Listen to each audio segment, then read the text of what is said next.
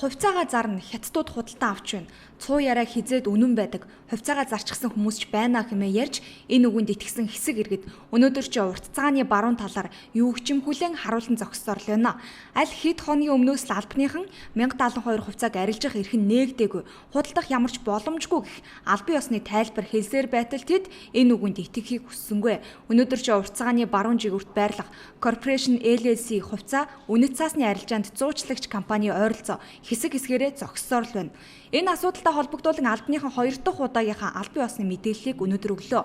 Санхүүгийн зохицуулах хорооны үнэт цаасны хяналтын хэлтсийн дарга доллар сүрэнгийн мэдээлж байгаагаар Эрдэнэс 5 толгой хувьцааг арилжаалах зарах ямар ч боломж нээгдээгүйг давтан хэллээ. Тухайлбал хувьцааг арилжиж мөнгө болгохоор болбол хөрөнгийн бирж санхүүгийн зохицуулах хороо аль алинд нь бүртгүүлж албан ёсны шийдвэр гарах ёстой. Гэтэл ямар ч шийдвэр гараагүй учраас хувьцааны 2 дахь зах зээлийн арилжаа эхлээгүй гэдгийг албан ёсоор мэдэгдэж байна. Хувьцааны арилжаа эхлээгүй. Ер нь бол альва хувьцааг олон нийтэд одоо арилжаалах нь энэ компани ирэх бүхий этгээдийн шийдвэр гарах ёстой нэгдүгээрт.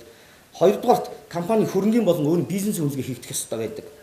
Дараагийн нэг асуудал нь бол энэ өнөөгийн болон ирээдүйн үн цэнийг харгалзаж энэ хувьцаат компани маань хувьцааны үн өөрөө зах зээл дээр тогтох ёстой байдаг. Мөн хөрөнгө оруулагчдын хүсэл сонирхол буюу одоо энэ хувьцаа эзэмшигчдийн хүсэл сонирхол харгалзах хэрэгцээ зэрэг энэ олон хүчин зүйл хамаардаг. Энэ ажил одоохондоо хийгдэж явж байгаа. Энэ чинь өөрөө маш их цаг хугацаа шаарддаг ажил учраас энэ ажил явагдаж байгаа. Энийг бол одоо бэлтгэл ажил цаг хугацаа шаарддаг. Тэгээ бас энэ өөрөө санхүүгийн мэргэжлийн нэлээд томоохон үйл ажиллагаа явуулсан учраас энэ бол бэлтгэл ажлын хүрээнд өнөөдрийн байдлаар 2 дахь зах зээл нэгдэг байгаа. Хоёрдугаартаа иргэд хувьцааны данс нэх үйл явцыг зарж борлуулах мэтээр ташаа олгож байгааг хэллээ. Тухайлбал 1072 хувьцааг иргэд өөрийн болгож баталгаажуулахын тулд брокер дилерийн компанид данс нээлгдэг. Ингэж данс нээдэг 60 гаруй компани бий. Гэтэл иргэд энэ данс нэх үйл явцыг зарах мэтээр ойлгож урт цагааны баруун жигүүрийн компани үүдийг сахиж байгааг хэлж байлаа.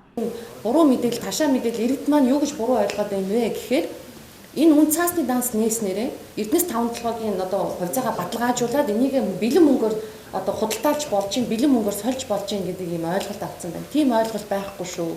Энэ хувьцаа маань өөрөө энэ хувьцаа чинь тийм үү? Ерөөс ямар захиран зарцуулах эрхгүй. Тэгвэл цугларсан иргэдийн дунд хувьцаагаа зарчихсан хүн бий. Хар машинтай хүмүүс ирж нотариотоор баталгаажуулаад авч байгаа. Хувьцаа худалдаж авч байгаа хүний утасны дугаарч бий зэрэг яриа байна.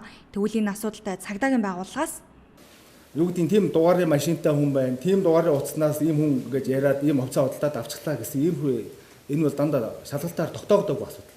Тогтоогдоогүй энэ бол шал худлаа төөрөвдөл гэж ойлгож байна. Чингэлтэй дүүргийн цагдаагийн 1-р хэлцээс иргэдийн мэдээллийн мөрөөр холбогдох утасны дугаар, машины дугаар зэргээр хөөн шалгахад хувьцаа зарсан гэх ямар ч нотлохоо баримт олдоогүй хэмээн цагдаагийн байгууллагаас мэдээллээ.